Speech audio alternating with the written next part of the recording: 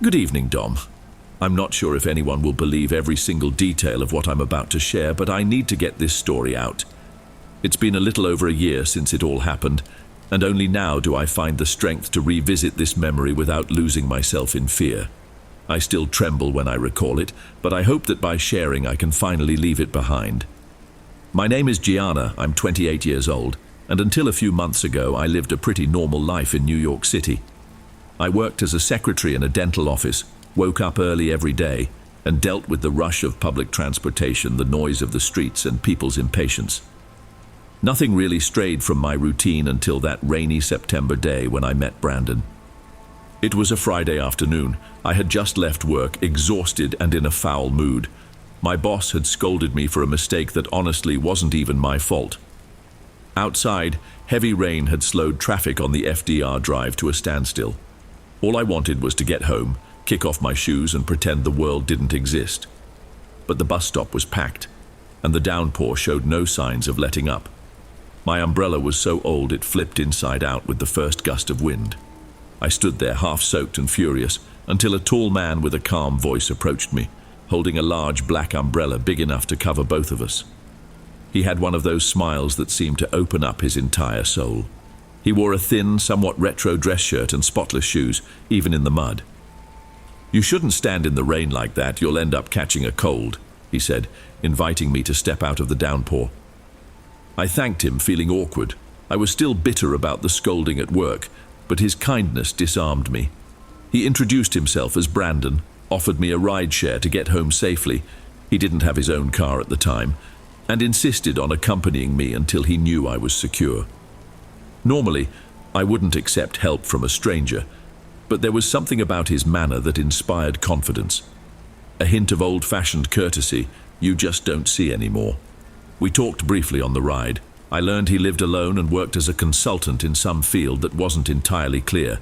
He talked about projects, sudden trips, clients in other cities. Despite the vague details, that first impression felt genuine. He was intelligent, polite, and had a very intense gaze. When we pulled up near my building, he simply smiled and jotted down my number on a little slip of paper, saying he'd call me soon. And he did call. The next day I got a text asking if I'd like to grab coffee at a bakery in the East Village. We had a lot in common. We chatted about movies, politics, music, our frustrations and dreams. Although he was quite reserved about his past, Brandon had fascinating stories. He mentioned trips to out-of-the-way places and knew historical details about rural areas in the States, almost as if he'd lived there for decades. Over the following weeks, we started meeting often. Brandon was thoughtful, the kind of guy who brings flowers for no reason or who buys exactly the dessert you love. His manner was simple, yet had these refined touches that seemed almost from another era. Sometimes I felt he was a man out of time, misplaced in the modern metropolis. He even sent voice messages with a recited calm and rhythm that really drew me in. One time I was invited to his apartment on the Upper West Side. It was a charming but old place, with solid wood furniture and rare books. He showed me some editions that looked centuries old. He spoke about literature and philosophy with a passion I'd never seen in other men I'd dated. That was when I truly fell for him. This mysterious figure had me hooked completely. Within a few months, we were practically inseparable. Between the chaos of my job and his urgent commitments, we ended up sleeping at either my place or his, depending on the circumstances. Brandon, though reserved, was never rude or distant. On the contrary, he showed affection and made me feel special. Still, there was something I couldn't quite explain, an oddity in the air, as if he were hiding an important secret. At first, I chalked it up to his personality. Some days, Brandon would go extremely quiet, staring out the window with a troubled expression. When I asked what was wrong, he'd either change the subject or say, "Don't worry, Gianna, it's just my stuff," or "It's a work issue." I didn't want to push him, everyone has personal problems. But the strangeness didn't stop there. He rarely spoke about his family. Once I asked if his parents lived in New York, and he completely dodged it, saying he hadn't been in touch with relatives for a long time. Another time, I saw a large scar on his arm, which Brandon claimed was from a childhood accident. But the texture and color of that scar was so unusual, it piqued my curiosity. Lastly, I noticed he never had active social media accounts, not even a messaging app. He only used email or direct calls. That's quite uncommon these days. I began to feel a mild suspicion, but I felt guilty doubting a man who, until then, treated me so well. Then came the sudden absences. Brandon started disappearing some nights without warning. He said he had to travel to other cities to handle urgent matters, sometimes not returning for 2 days. Whenever I tried calling, it went straight to voicemail and my texts went unanswered. He only got back to me once he was already back in town. This behavior left me uneasy. I found myself checking my phone every minute, hoping for some sign of him. I told my best friend Amanda about the situation. She warned me that maybe Brandon had another girlfriend, or even a secret family. That possibility tore me up. I didn't want to believe it, yet I had no proof either way. To make matters worse, when he came back from these trips, he was exhausted and smelled like damp soil or some metallic odor, as if he'd been in strange environments. I pressed him about where he'd gone, and he'd only say, "It's nothing you need to worry about." My jealousy began to consume me. I developed constant headaches, insomnia, and an awful knot in my stomach that wouldn't go away. My mind was stuck in an obsessive loop. Is he cheating on me? Why is he lying? I was ready to do anything to find out. On impulse, I bought a cheap second-hand phone and tried installing a tracker. I planned to hide it in his car, or maybe slip it into a coat pocket, but Brandon rarely let go of his keys or personal belongings. When we slept together, he always locked his wallet in a glove compartment or a drawer I couldn't open without him noticing. Searching through his stuff was nearly impossible. Still, one night as he slept deeply, I grabbed his phone and checked the recent calls. Nothing suspicious, just numbers labeled Client 1, Contact B, all with no ID at all.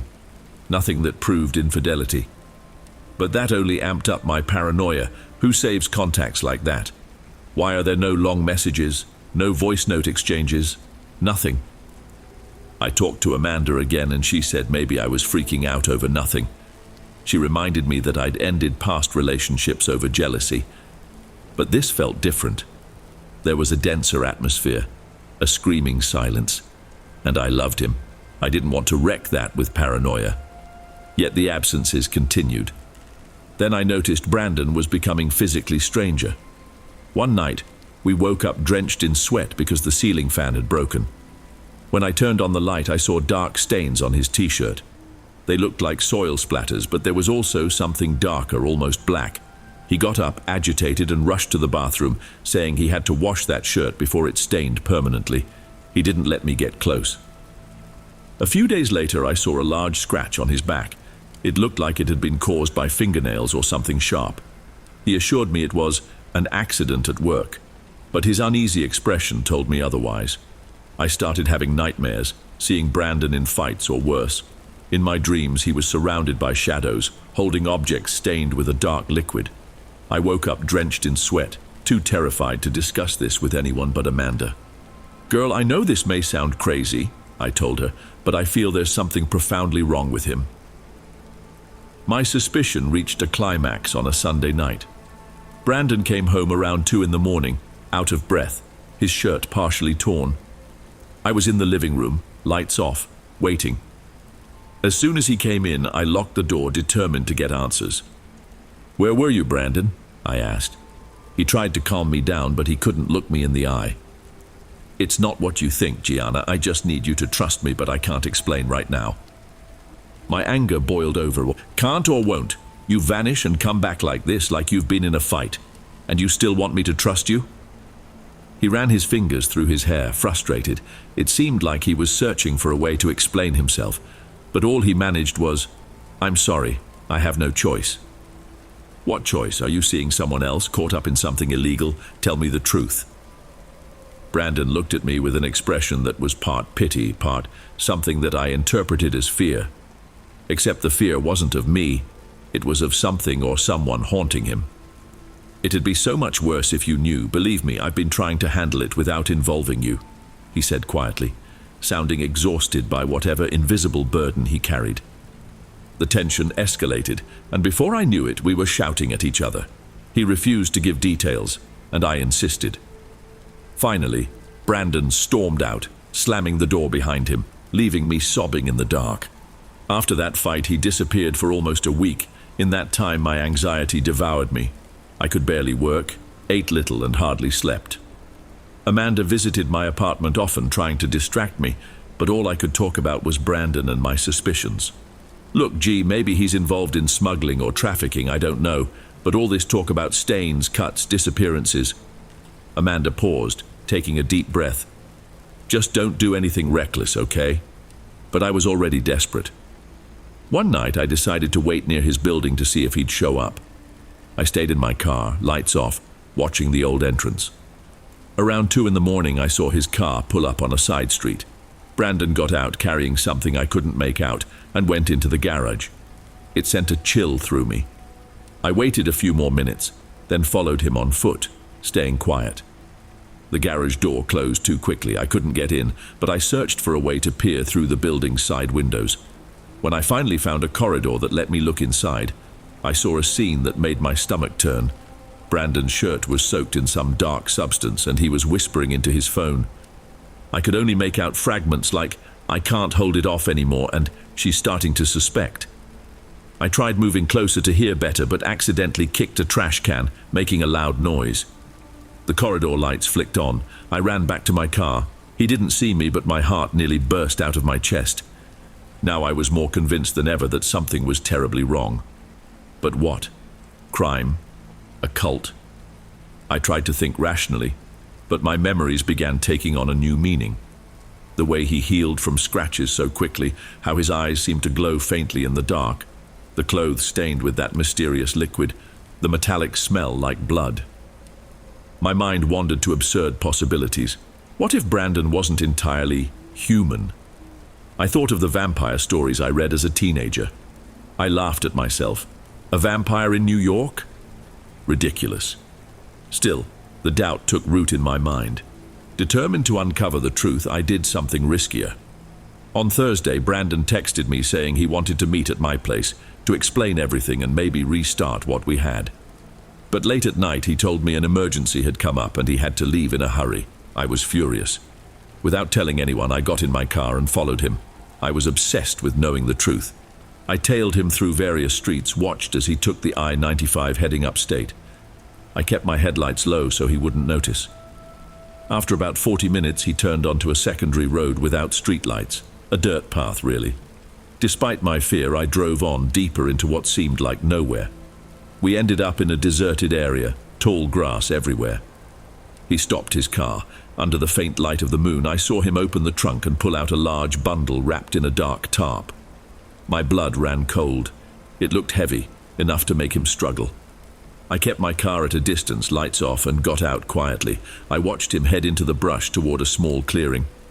There, he started digging with a shovel he'd taken from the trunk. My breathing was ragged. I could hardly believe what I was seeing. An adrenaline rush made me step on a dry branch that snapped loudly. Brandon spun around, shovel raised. "Gianna!" He looked both shocked and furious. "You followed me?" My whole body shook. "What are you doing, Brandon? What's in that bundle?" He dropped the shovel and took a deep, labored breath, like someone carrying a weight too heavy to bear. His eyes filled with a mix of exhaustion and despair. "You shouldn't be here. There's no going back now." The wind whipped through the clearing, carrying a sickening smell, something like rust or blood. "Please, tell me what's happening," I begged, my voice frail. He looked at the hole he was digging, then back at me. "You really want to know, Gianna? Because the truth might destroy you." My heart pounded so hard I could barely speak. For a moment I was sure his eyes were darker, almost devoid of any human light. Brandon mumbled something about urges and needs he couldn't control. That's when I really got scared. He moved closer to me, his face torn between seeking forgiveness and utter torment. "I try to control it, but it's stronger than me. I've hurt so many people, and I can't let you find out what I really am." He was trembling. "What are you?" Brandon swallowed hard and lifted the tarp. I couldn't see clearly, but I caught a stench of blood and a glimpse of what looked like human tissue. My stomach churned. "It might be too late for me, but I don't want it to be for you," he whispered, as though someone else might hear us in that deserted place. "Go away, Gianna." Now before I do something I'll regret. My legs were frozen. I wanted to run, but morbid curiosity kept me rooted.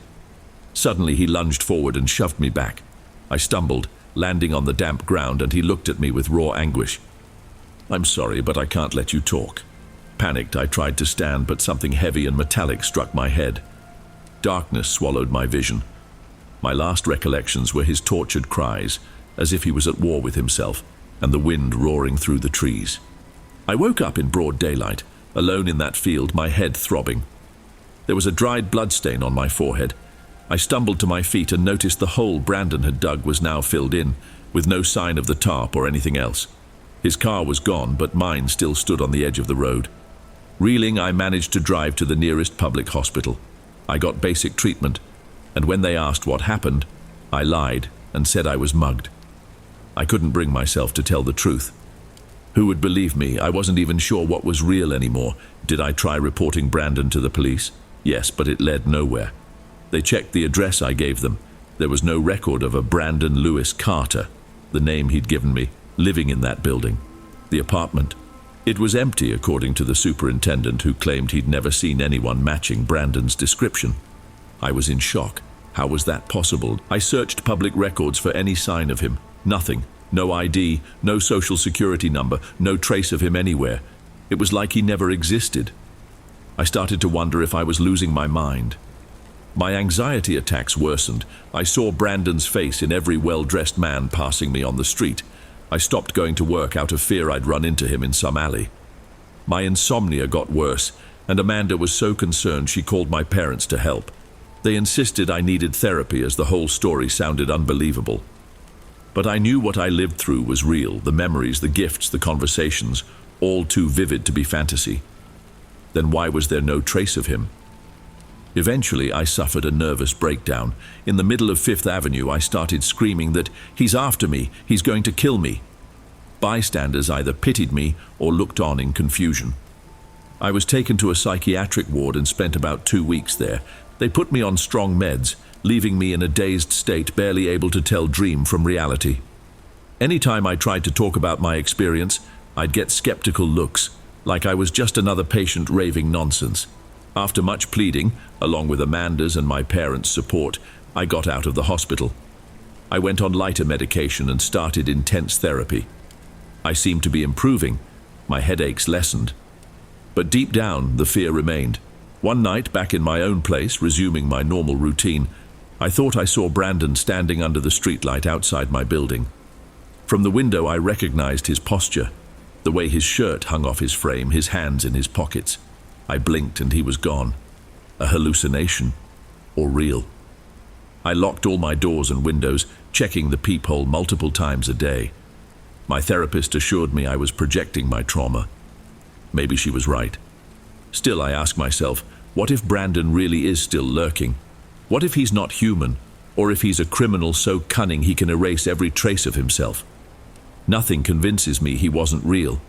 The experiences, the sense, the sound of his screams carried on the wind, I remember all of it. Today I'm trying to rebuild my life. I still work at the dental office, but I avoid deeper emotional connections. Nightmares plague me whenever there's a loud sound outside. Amanda says I should keep going to therapy, and I do, but every time I catch a reflection in dark glass, I think I see Brandon. I hear his voice telling me he had no choice, that I wouldn't understand what he was. Maybe I'll never truly understand. Maybe he was just a psychopath who found pleasure in manipulating and terrorizing his victims, feeding off their fear. Or maybe there really was something supernatural at play. In the end, I'm left with the certainty of my own trauma and a desperate hope that he never returns. I share this now because I need to believe I'm not alone. I need to believe someone will read these words and understand that horror can arise from the most unlikely places, even from a person who offers you a simple umbrella on a rainy afternoon. This is the story I can tell as faithfully as possible to the reality I lived, or at least believed I lived. I don't have all the answers, but I bear the marks of fear in my body and soul. And I ask myself every day, what if he never left?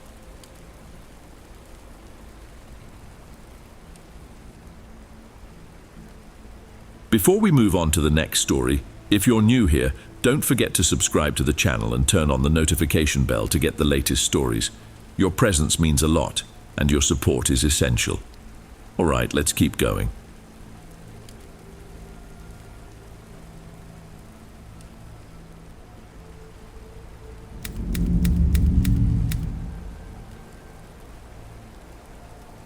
Good evening, Dom. My name is Cindy. I spent my entire childhood on the dry slopes of Sagebrush Mesa, a place where the sun beats down so hard it cracks the earth, and most people get by growing a few crops or raising a handful of cattle. My father died young, and my mother worked the fields every single day, hoe in hand, to put food on our table. I grew up watching life drag on in a cycle of scarcity. From time to time, I heard about a few influential families in the region, folks who owned large ranches, had their own water reservoirs, and even hired help. People spoke of them like they were royalty, and I admit I felt a mix of envy and fascination. The most powerful of them all was Mr. Jansen, though everyone called him the Colonel, even though he'd never served in the military. Rumor had it he'd inherited a huge tract of land, full of beef cattle, and that he had the best corn and bean fields on the mesa. Outsiders would come negotiate with him, driving noisy pickup trucks that kicked up red dust along the road. He was known for his commanding voice and imposing figure, a tall man with thick eyebrows, always wearing a worn leather cowboy hat. Whenever he strolled through our little town, people would greet him with respectful nods and pats on the back, as if he were some kind of local king. I found it both strangely admirable and maddening. I wanted more than anything a taste of that importance. It didn't take long for me to nurture an irrational desire. I wanted the Colonel to notice me, to see me as a woman. How dare you dream of that? I asked myself over and over. But the thought wouldn't leave. I wasn't classically beautiful. I walked around in worn-out sandals and plain clothes, but I secretly longed to be noticed by him. It went beyond love or attraction. I wanted the comfortable life I saw in the homes of wealthy folks. I wanted the respect of the townspeople who looked at me as if I were invisible. During this restless time, I started hearing rumors about a mysterious old midwife, Ms. Iris, who lived on a secluded property close to where the woods got thick. My grandfather used to say she knew root-based remedies for every ailment, and that anyone whose sickness the local clinic couldn't cure ended up knocking on her door. But they also said she performed other services, the kind nobody admits to out loud. Powerful blessings, binding spells, and even dark hexes. I didn't want to believe such talk, but at the same time, the possibility of tapping into some magic to change my fate haunted me. I mulled it over for weeks, wrestling with the fear everyone had told me I should feel about those secret arts. In the end, my ambition won out. I planned my trip to Ms. Iris's place on a scorching Sunday, when everyone would be distracted either at the general store or at church service. I set out alone in my threadbare sandals, trudging along the sandy path beside the dirt road, watching the few gnarled trees that refused to die in that punishing soil. The heat made everything shimmer on the horizon and sweat trickled down my back. Her home was on a patch of land fenced in by dried branches, but what caught my attention was the silence. There were no birds singing, no wind rustling, only a distant dog barking, coming from somewhere in the woods. The wooden door looked old and the sagging roof barely covered the walls, yet something about that place made me shiver. It's just my imagination, I thought. I clapped my hands and called out, "Ms. Iris, are you in?" For a moment I thought no one was home, then the door squeaked open, revealing a woman who had to be over 70. Her face was lined with deep wrinkles. Her eyes were small but alert.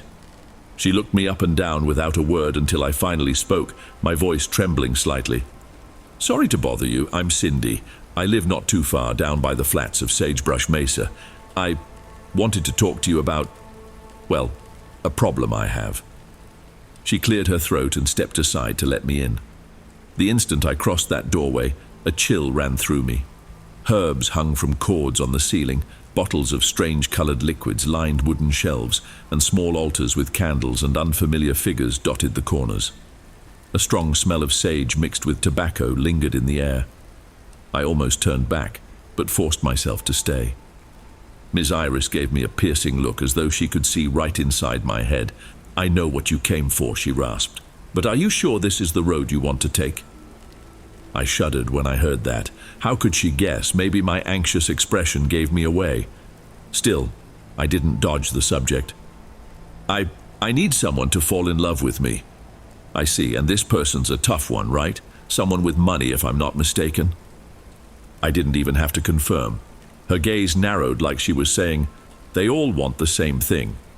She pointed for me to sit on a small stool near an old wood-burning stove. As soon as I lowered my hand to rest on my knee, I felt the sharp tap of her walking stick. Everything has its price, she said. When you mess with someone's heart, you're messing with their free will. And when you tamper with another person's will, you end up in debt to the earth. You get me? I didn't fully grasp what debt to the earth meant, but I nodded. If that was what it took, then I would do it. I was tired of being invisible, sleeping on a broken-down cot, water seeping through the roof when it rained. Without hesitation, I asked her to teach me whatever was needed. You'll have to gather some plants in the woods down by Dry Creek Valley. That land used to belong to native tribes a long time ago, and rumor has it they left behind secrets. It's not a place you go casually. What should I do? First, you'll take a knife, she said, but not to defend yourself. You're going to mark your own blood, a small offering, to open the path. She took out a bone-handled knife from a box. The blade looked old but sharp. My heart jumped. Part of me wanted to turn back, but the image of the colonel and his thriving ranch, his green pastures and all that respect flashed in my mind. I had to push forward. Miss Iris explained that I should go at night when the heat was less brutal and the mysteries of the woods were closer to the surface. She said the right plant grew near a rocky spring, almost dried out, but still damp enough to keep some growth alive. Finally, she warned, remember to offer your blood, but don't overdo it. The place itself is in charge, and after that, be careful. If you get what you want, it means something else made room for it. I left with the knife tucked at my waist and a knot in my throat. The sun was already sinking, and the walk back home felt interminable. The sky turned a dusty red, and the hot wind provided no relief. On my way, I wondered if I was losing my mind. What was this talk of giving my blood? And what force lived out there among those trees? Despite my fear, something spurred me on. That very night, once my mother was asleep, I headed toward Dry Creek Valley. The moon was rising slowly, casting weak light on the dirt road, but I still stumbled over roots with every few steps. An oppressive silence enveloped me as I entered the woods. No crickets, no owls, just the sound of my sandals in the sandy soil and the soft rustle of leaves.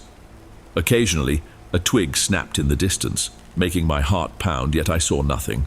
It took nearly an hour to find the spring, a thin trickle of water seeping between smooth stones. Around it grew low vegetation with wide leaves that glimmered in the moonlight. I guessed these were the herbs I needed. I knelt by the water, feeling around in the dark for the right leaves. Miss Iris had described their shape and a strong scent like a mix of sage and something bitter. But I wasn't entirely sure I had the correct plant. My breath was loud in my ears and my pulse throbbed at my temples. Then I heard a voice, soft yet startling, neither masculine nor feminine in tone. It seemed to drift through the air and echo inside my head. What are you doing here? I jumped to my feet, letting the plant slip from my hand. I scanned the twisted tree trunks, trying to focus. I didn't see anyone, but there was a dark shape a few yards away, blending with the underbrush, taller than any person, as if the foliage itself had taken form. I swallowed hard. I just want, I stammered. I know what you want, the voice replied, neither harsh nor kind. You think a trick will fix what life hasn't given you. Sweat trickled down my neck. It was so absurd I thought I might be dreaming. Still, I reached for the knife, remembering I had to offer my blood. Somehow I knew that entity, real or imagined, was what Miss Iris called the spirit of the place. I tried to keep my hand steady, but it trembled. The blade caught a glimmer of moonlight. I made a shallow cut across my palm, letting the blood flow until it dripped onto the moist earth. I'm offering, I mumbled, unsure if any of it made sense. When you offer something, you lose something in return, the voice said. Right then, a gust of wind rustled the branches, flinging dusty grit into my eyes. I clenched my fist to stop the bleeding, and upon opening it again, that dark shape was gone. I felt an unsettling certainty that something had been accepted, though I had no clue what. Quickly I gathered what I hoped were the correct plants and fled the woods, tripping over roots and stumbling into rocks. I didn't stop until I reached the faintly moonlit path home. From there, the walk felt a bit less suffocating, but the fear stayed with me. Early the next day, I went straight to Miss Iris. I gave her the herbs and she confirmed they were the right ones. Then she set a pot to simmer over the wood-burning stove, filling the air with a bitter, stale odor, like stagnant water mixed with something green. You'll slip a few drops of this into his food or drink next time you get the chance, but focus on what you truly want, she said, pouring the concoction into a small bottle.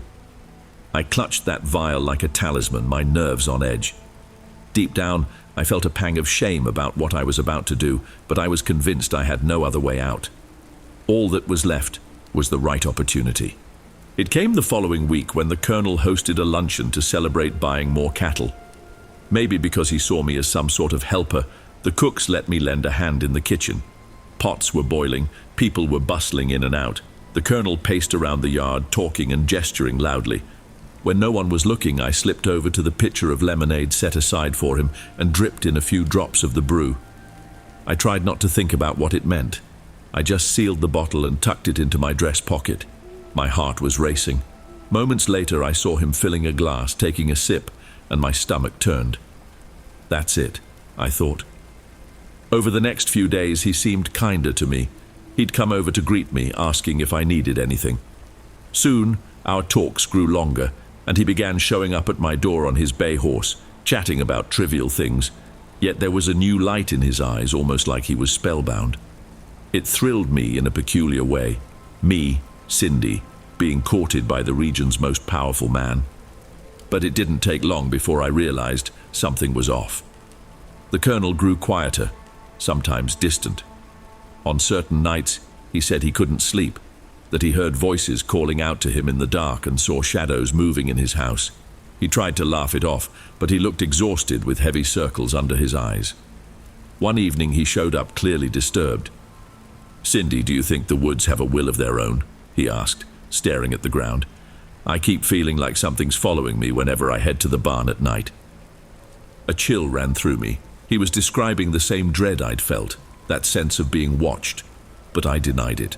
I tried to calm him, saying it was just superstition. Yet at night, in my own bed, I barely slept. Any unusual noise had me jumping up.